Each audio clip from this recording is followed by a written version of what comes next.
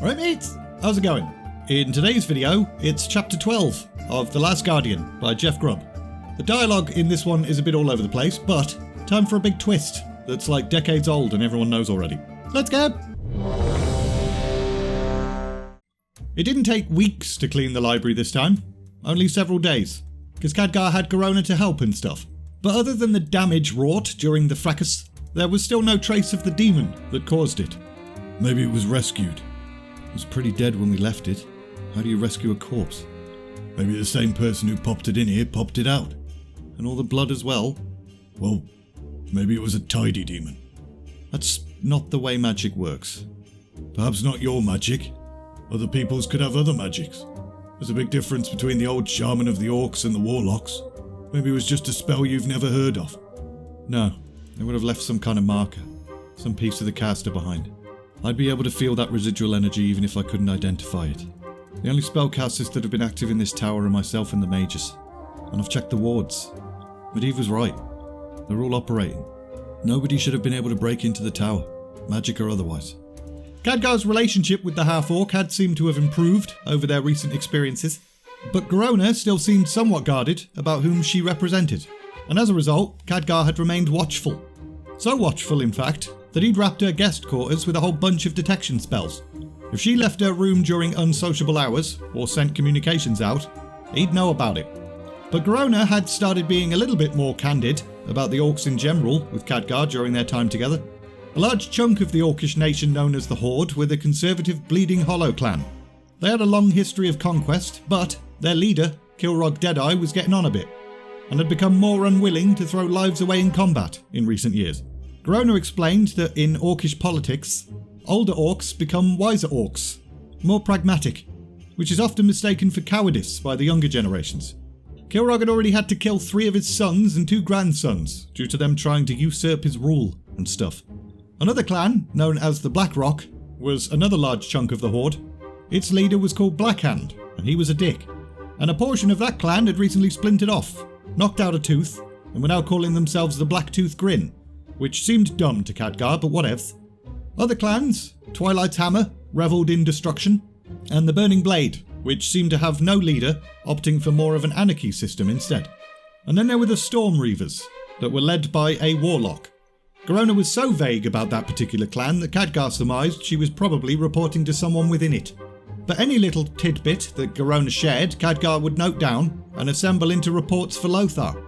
The orcs were full on spilling out of the Black Morass now, and could no longer be ignored. Stormwind Keep were preparing to mobilise against them, so Khadgar figured they were going to need as much information as they could get, no matter how trivial the details might seem. Khadgar also tried to share his findings with Medivh, but the Master Magus was surprisingly disinterested. In fact, he was surprisingly disinterested about most things. Even Morose would flash Khadgar the odd knowing glance, as if to say, Master's being a bit of an asshole, ain't he? But on one particular evening, Khadgar had head up to the observatory to report to the Magus on a whole bunch of purple sealed messages that had arrived, all begging for aid against the orcs. The orcs are not demons. They are flesh and blood. The worry of warriors, not wizards. The messages are quite dire. Sounds like the lands closest to the Black Morass are being abandoned. There are refugees flooding into Stormwind. They're pressed thin, and so they depend on the Guardian to ride to their rescue. Bad enough I must guard the watchtowers of the Twisting Nether, hunt down the mistakes of these amateurs. Now I must rescue them against other nations. Will I be asked to help with trade disputes next? Such matters are beneath me. But, sir, Lothar is a fool. An old mother hen that sees threats everywhere. And Lane is little better, seeing nothing that could break his walls. And the Order, all those mighty mages that have quarrelled and argued and spat amongst themselves for eons, now they don't even have the power to repel a new invader. No, young trust. This is the little stuff. If the orcs succeed, they will need a guardian, and I will be here for them. Master, that's sacrilege, blasphemy, betrayal. Perhaps. I am a man made old before my time, and I have paid a great price for my unwanted power. Permit me to rail against the clockworks that rule my life. Go. Leave me. I'll return to your sob stories in the morning. So Khadgar made his way out of the room, but not before hearing Medivh mumble something else to himself. I'm so tired of worrying about everything. When can I worry about myself? Khadgar slammed the missive down on the table. The orcs have attacked Stormwind. Sorry, they're not likely to take prisoners. They were repelled this time, thrown back before they reached the gates by Lane's troops. There seemed to be a lack of coordination between the Bleeding Hollow and Twilight's hammer forces. Kilrog was trying to decimate a rival, and used Stormwind as an anvil to do it. So even in the midst of an attack, they continue to brawl and betray each other. Very much like humans. In your histories, there are continual justifications for all manner of hellish actions. Claims of nobility and heritage and honour to cover up genocides and massacres. At least the Horde is honest in their naked lust for power. Garona then fell silent for a moment. I don't think I could have helped them. The Orcs or Stormwind? Either. I didn't know about this, if that's what you're hinting at. Although in hindsight, the Orcs do have a tendency to strike the biggest target first. But you know from our discussions that the Horde will pull back, regroup, kill a few leaders and then come back in greater numbers. Yeah, I figured as much. And you've already sent a report to the Champion of Stormwind to that effect. Khadgar's face cheeks felt warm again. So what if I have? The real question is, why haven't you been reporting back to your masters? Who's to say I haven't? I do, unless you're a better mage than I am. You haven't been reporting back at all, have you? Let's just say I've been having a problem with divided loyalties. I thought you had no allegiances. Garona ignored Khadgar's little snide comment and continued.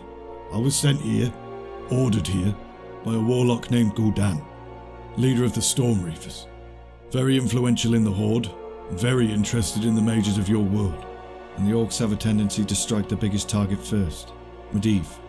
Gul'dan said Medivh was special. How he came to that conclusion I don't know. But I met with the mages several times in the field, and then agreed to come here as an emissary.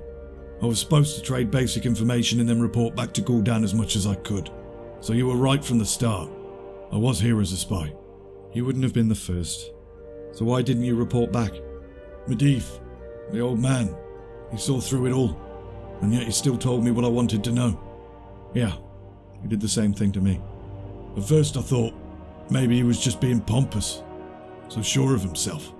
And then I realised it's as if he feels that by giving me the knowledge he knew I'd be changed by it, that I wouldn't betray his trust.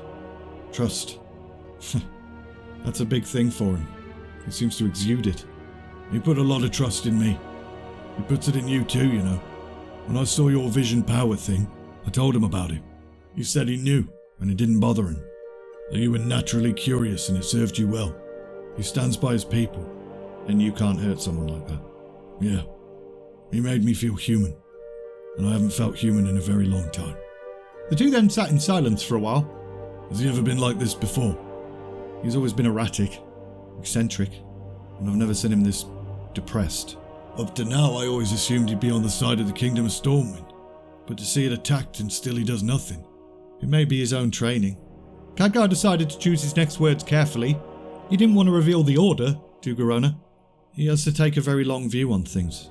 Sometimes it cuts him off from others. Which is why he takes in strays, I suppose. I'm not sorry that Stormwind repelled the invaders. You don't destroy something like that from without. You have to weaken the walls from within first. Well, I'm glad you're not there as a general. Chieftain. Like I'd get a chance. There is something. Khadgar stopped mid-sentence, and Garona tilted her head towards him. Go on, ask your favour. The soldiers at Stormwind were amazed by the sheer number of Orcs in the attack. It almost seems impossible that the swamps of the Black Morass could hold that many. Oh, I don't know anything about troop disposition. I've been here spying on you, remember? True, but you've spoken of your homeland. How did you get from there to here? Was it some kind of spell? Garona then went quiet for a moment, deep in contemplation. Khadgar expected her to respond with some flippant comment, but she then went ahead and told him a whole bunch of things.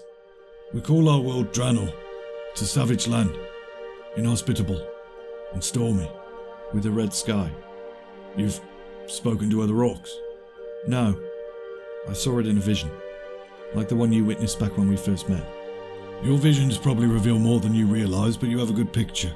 It was a hard life, where only the strong and smart and powerful survived. And then, the order went out. The order? We were put on the march. Every warrior in capable hand. Pack up your weapons, tools, belongings, and head for Hellfire Peninsula. And when we arrived, we saw it. A great portal that broke the space between worlds. Gul'dan promised us a world of riches, food, water, A world of soft creatures that would be easily dominated. It was a no-brainer, so we all just poured through. I have no idea how many orcs were there. It was chaos, and I have no idea where that portal even came from. But you, Khadgar, you might be able to find out. Me? Your visions. You seem to be able to summon them. Maybe you can summon up the moment when the rift was first created. You could find out who brought the orcs here. That's actually a really good idea. So, after descending some stairs and making a few preparations, Khadgar and Garona were in one of the lesser used dining halls, ready to summon a vision.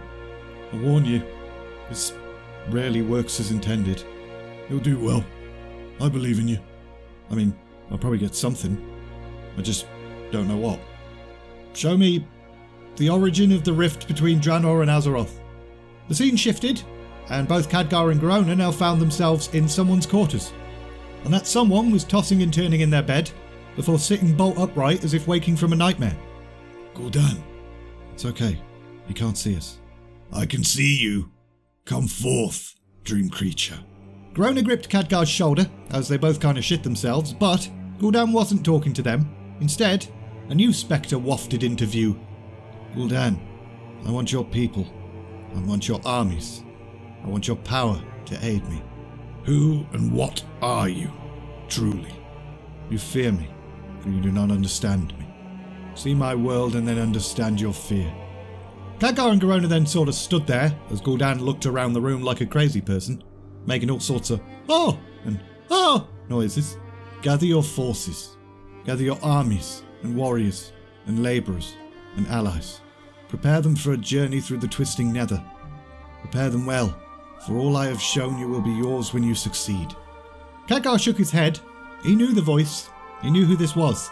He just didn't want to accept it. I shall do so. But who are you? I am the Guardian. You can call me Medivh. And we're leaving it there! Ooh-er! You know, if I made this video 30 years ago, everybody would be losing their shit right now. So we've got 4 chapters left. And to be honest, I haven't managed to get ahead of myself at all, really, in this series, because the chapters are all so long. So, still about a month to go before it's all finished. As usual, links in the description if you're interested in buying the book. My Patreon page, my Discord, all of that stuff. If you enjoyed this video, like, subscribe, all of that bollocks. And all that's left to say is, thanks for watching, and see ya!